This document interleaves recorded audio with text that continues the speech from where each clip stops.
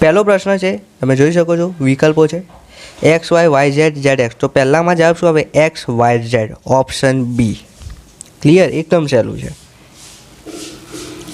બીજી રીતે તમે વિચારો તો x y y z square, બરાબર, એટલે જવાબ ઓપ્શન સી આવશે. પછી પ્રિઝમને ખાલી જગ્યાએ શિરોબિંદુ હોય તો 6 કેટલા હોય? 6 હોય. પછી 1 મીટર ઘન બરાબર કેટલા લીટર? તો 1 મીટર ક્યુબ આપણે લઈએ તો લીટર કેટલું થશે? 1000 લીટર, બરાબર. આગળ જુઓ તમે સ્ક્રીન ઉપર પ્રશ્ન નંબર 4. મધ્યાહન ભોજન છે, બરાબર, ભોજન યોજનામાં એક બાળક છે, એકને 250 ml દૂધ આપવામાં આવે છે, તો એમાં 9 બાળકનું કુલ દૂધ કેટલું થાય? તો એક બાળકે 250, તો એને 9 વડે ગુણી દો. 0, 9 પંચા 45, 9 દુ 18 વત્તા 4 22, એટલે 22 50, બરાબર. એટલે લીટરમાં ફેરવો એટલે 2.250, 2 લીટર 250 ml, એટલે ઓપ્શન સી જવાબ આવશે. ઉદ્ગમ બિંદુના નિર્દેશાંક ખાલી જગ્યા હોય છે, તો તમને એ નિર્દેશાંક કીધું છે, તો અહીંયા શું લખવાનું છે? 0 0. ખબર પડે છે? એકદમ સહેલું છે. પ્રશ્ન નંબર 1. બમાં જોડકા જોડવાના છે, તો આપણે જોડકા જોડી લઈએ. તો બગીચામાં એકબીજાને છેદતા લંબચોરસ, તો લંબચોરસ માટે તમારે સામે તમે જોઈ શકો છો, હું તમને એ બતાવું તો આ જોડકું આવશે. ત્યારબાદ બીજું છે વર્તુળાકાર મેદાનની ફરતે વર્તુળાકાર રસ્તો, તો પહેલું જુઓ, બરાબર, આ રીતે. ત્યારબાદ ત્રીજું નળાકારમાં શંકુ આકાર કાઢી લેવામાં આવે, તો તમે છેલ્લું જુઓ, બરાબર, નળાકાર શંકુ આકાર કાઢી લેવામાં આવે તો આવું દેખાય.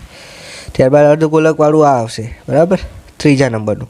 અને છેલ્લું પાંચમું ચોરસ ખેતર સાથે જોડાય, તો એમાં જો બીજા નંબરનું ચોરસ ખેતર છે ને ઉપર ત્રિકોણીય ખેતર છે. ક્લિયર. ખાલી જગ્યા જોઈ લઈએ. AB minus BC plus BC minus CA plus AB plus CA is equal to vote?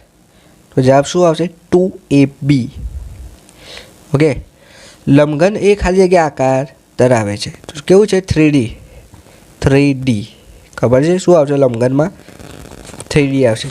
ખાસ જુઓ તમે, લંબઘન તમે જોયું ને તો 3D દેખાય, બરાબર, કારણ કે એને 3D કહેવાય. ઓકે. ત્રીજા પ્રશ્નમાં 2 ગુણ્યા -4 2 7, એટલે અહીંયા જવાબ શું આવશે? 8.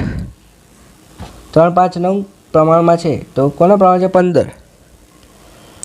પછી 100A plus 10C plus B is equal to what? તો ACB. શું આવશે? ACB. પછી 2πRH એ ખાલી જગ્યાનું સૂત્ર છે, તો નળાકારની ઘન પર નળાકારના પાયનું ક્ષેત્રફળ ના આવે. જવાબ શું આવે? નળાકારની વક્ર સપાટીનું ક્ષેત્રફળ, બરાબર છે, કેટલું થાય? 2πRH. ખબર પડે છે?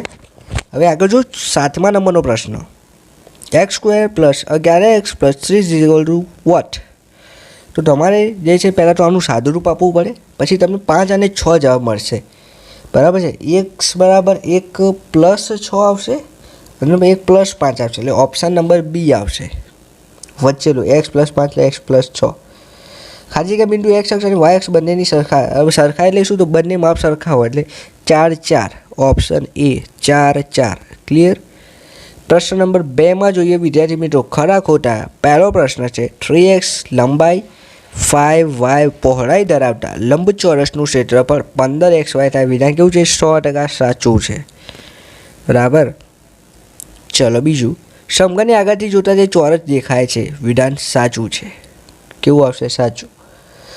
સમલંબ ચતુષ્કોણનું ક્ષેત્રફળ પાયો ગુણ્યા લંબાઈ ના થાય, પાયો ગુણ્યા વેધ થાય. વિધાન કેવું છે? ખોટું. ત્યારબાદ આગળનું વિધાન 3 × -3, એટલે અહીંયા 27 નહીં આવે, બરાબર.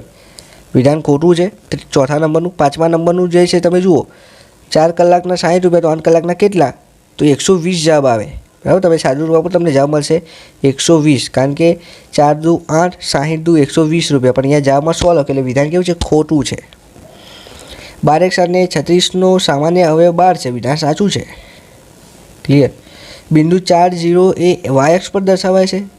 જુઓ તમે આવું ખાસ જોઈ લેજો, આવું આવે ને આલેખવાળું, તો યાદ રાખવાનું પહેલું x હોય બીજું y હોય.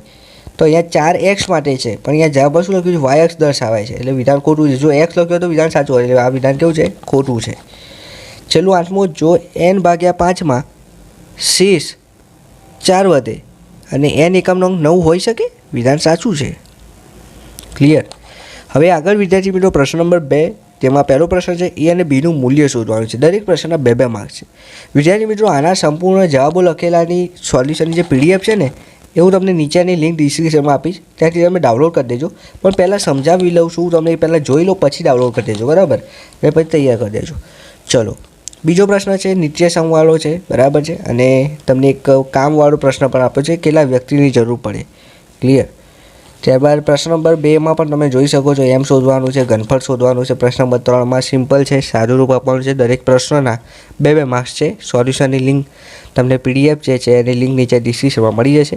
પ્રશ્ન નંબર 3માં 4 ગુણના 2 પ્રશ્નો લખવાના છે એટલે 8 માર્ક્સ મળશે. ત્યારબાદ પદાવલીના અવયવો કોઈ પણ એક લખવાના છે, તમને કુલ ટોટલ 4 માર્ક્સ મળશે. ઓકે.